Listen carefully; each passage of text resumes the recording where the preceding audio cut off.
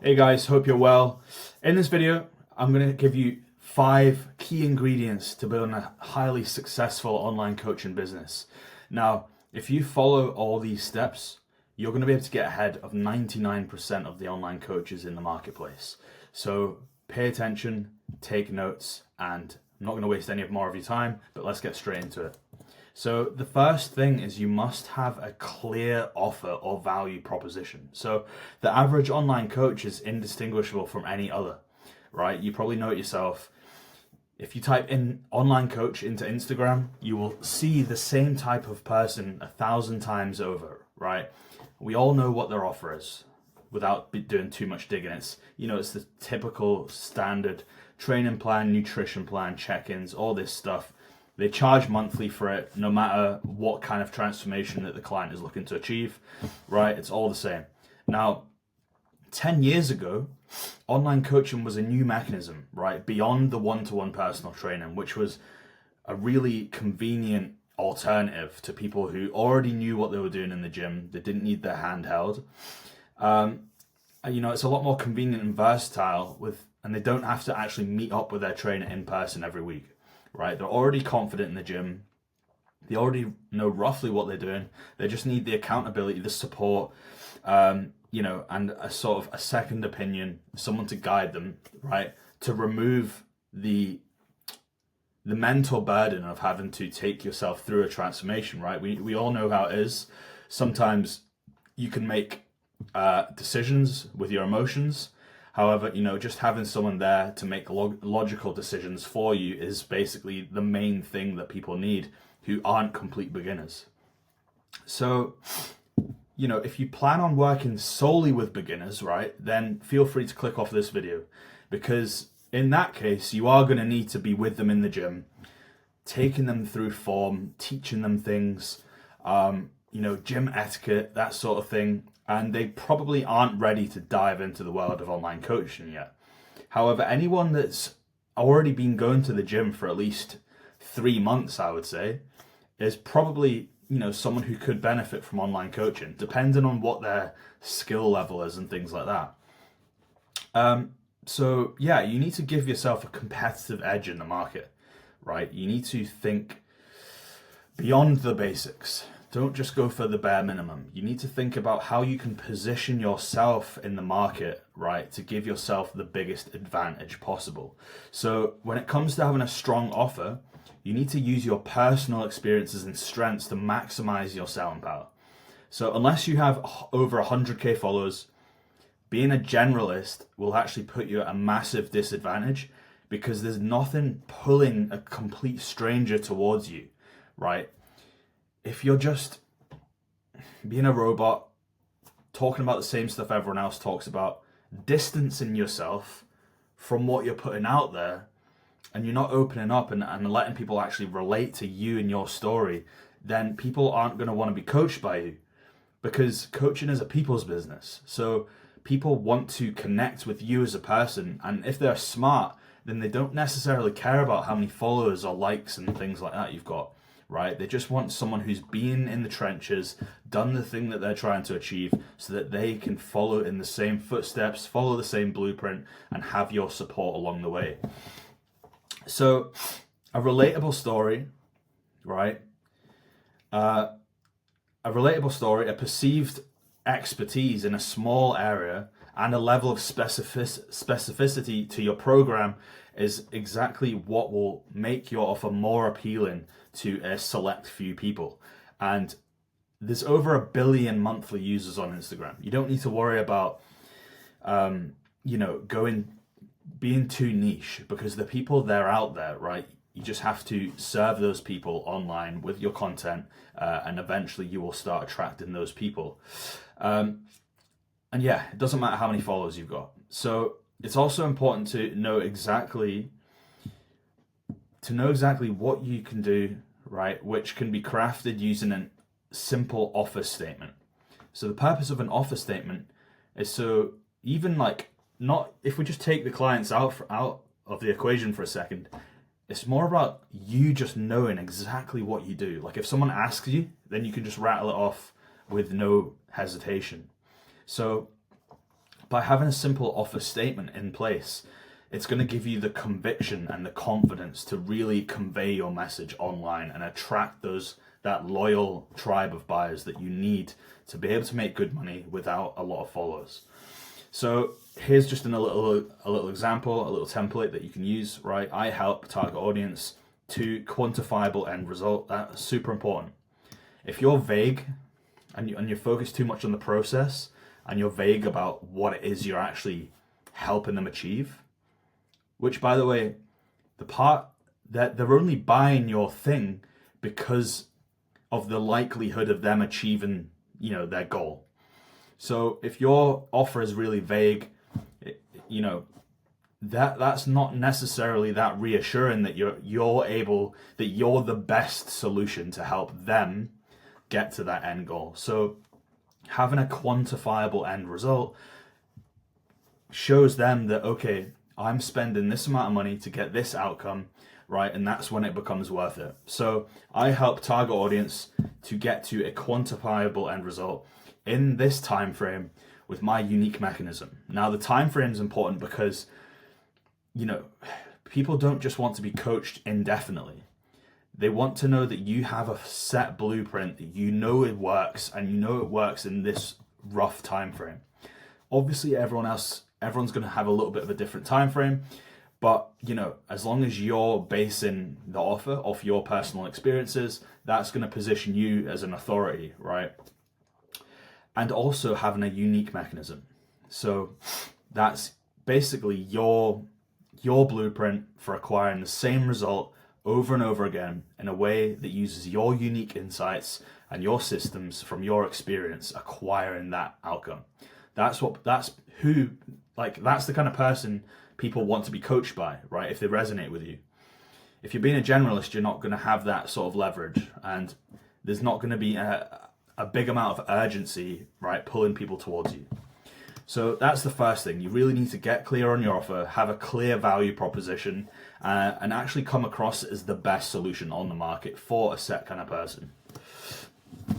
Number 2, you must not offer every service possible. So I see this quite a lot. It's very common with coaches who, have a personal training background or a nutrition background, because what they try and do to make themselves, come across more valuable is that they try and get as many of these little qualifications, certifications as possible to build up their resume so they have more perceived value, right?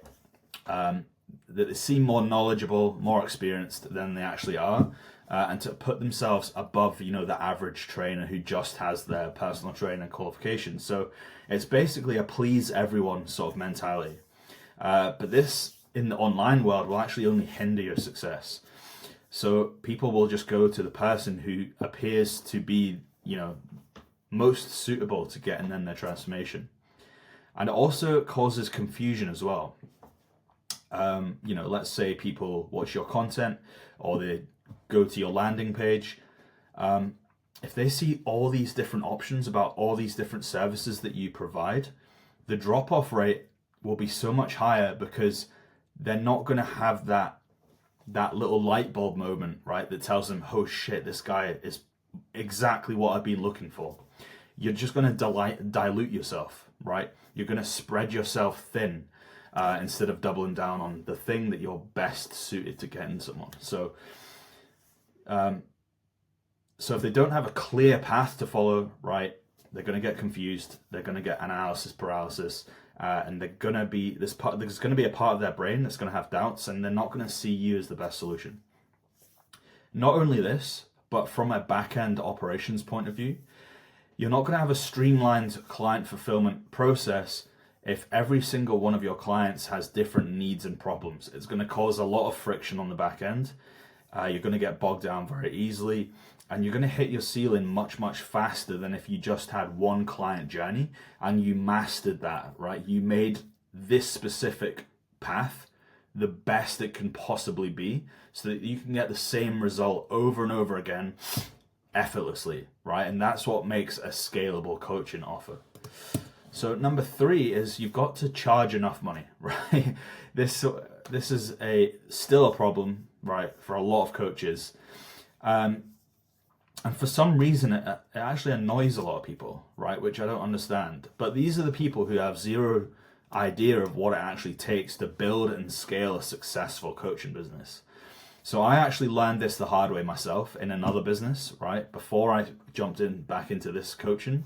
So I was a personal trainer, then I was an online coach, then I started an e-com company, and now I help personal trainers. So during my time in the e-com company, when I was starting to learn a lot more about business marketing and sales, I basically just started off by pricing my products at the most affordable it could possibly be at that moment in time, which was very stupid, right? I wasn't thinking ahead.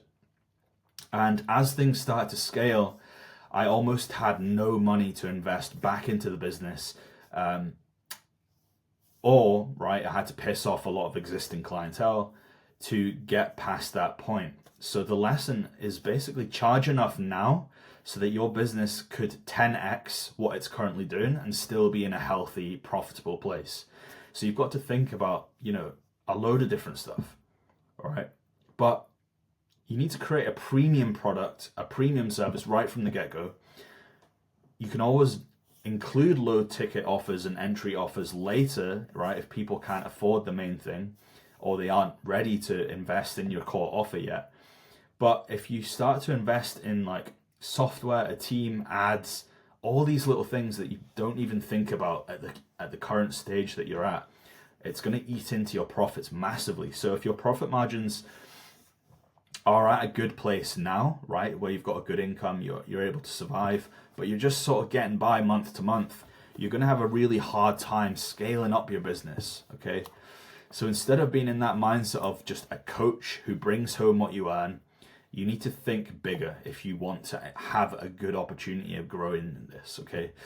Trust me, you'll thank yourself later if you do this. So number 4 is you must deliver consistent quality results and learn how to leverage that, okay? You can be the best coach in the world, but if you don't know how to actually leverage your results to get more clients, you're really going to struggle. You're not going to get that snowball effect. Most coaches, they have a really inconsistent social proof. So, if you really want to scale, you need to double down on one kind of person, get extremely good at delivering that result, then relentlessly push those results back into your marketing. When someone lands on your page and all they see is result after result of people doing the exact same thing, of the thing that they dream of doing, right, the transformation that they really want, and you're just shoving results down their throat, it's extremely hard to deny the effectiveness of your program, okay? It's undeniable. And that's really, really powerful. However, when the flow of social proof is all over the place, right, so many different kinds of people that don't resonate with these people, it's really going to dilute your efforts, right? It's not going to be compelling, and they're just going to stop paying. They're going to stop paying attention because they're going to find someone else who is more specialized and who's more, working with more people who relate to their situation. So with that in mind, you need to know how to actually leverage the social proof and the importance of each kind of format, right, that you can actually put out there.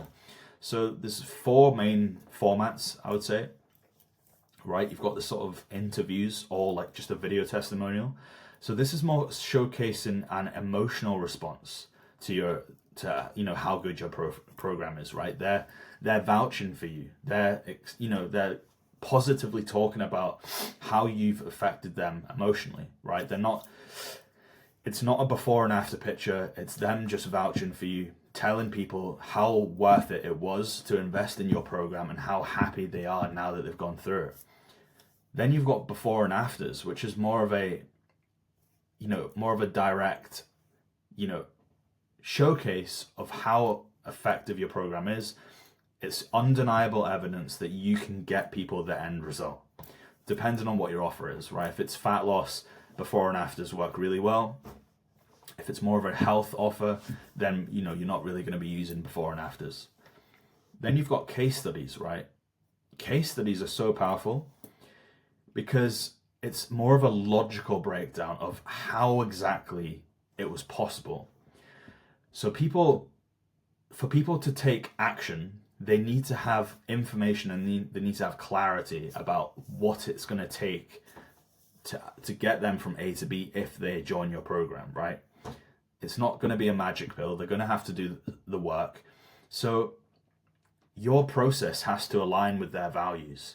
So by putting out case studies, you're really going to give the people, the clarity they need to actually take action. And if it makes complete sense and they can see exactly how it works, on a high level, right? Obviously, you're coaching people on a weekly basis, going through micro details. But if they can see from a high level the A to Z of how people are consistently getting these results, it's really going to help you sell your service.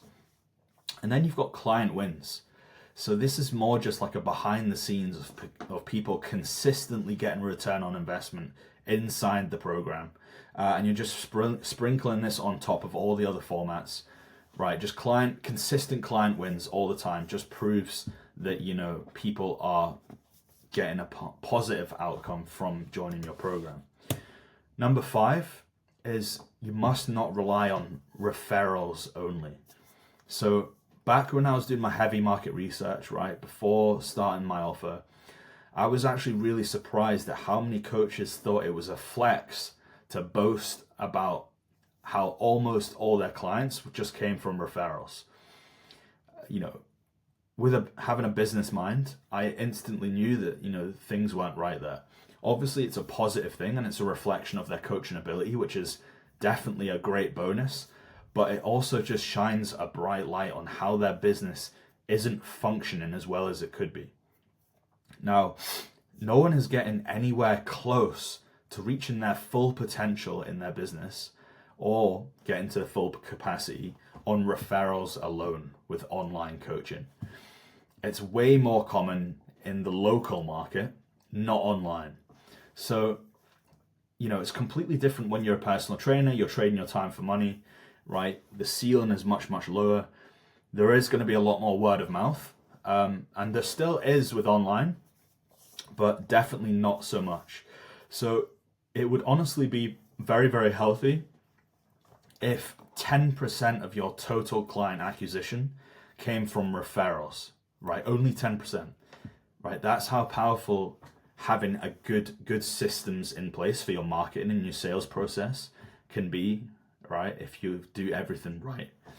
So that's the 5 things right there. So if you do all these things, which a lot of people still aren't doing, you will be able to get ahead of 99% of fitness coaches on the planet, right? Guaranteed. If you want to book a call in with me, right, to go into a deep dive about your situation, see how I can help, then click the link in the description below and we'll talk soon. Cheers.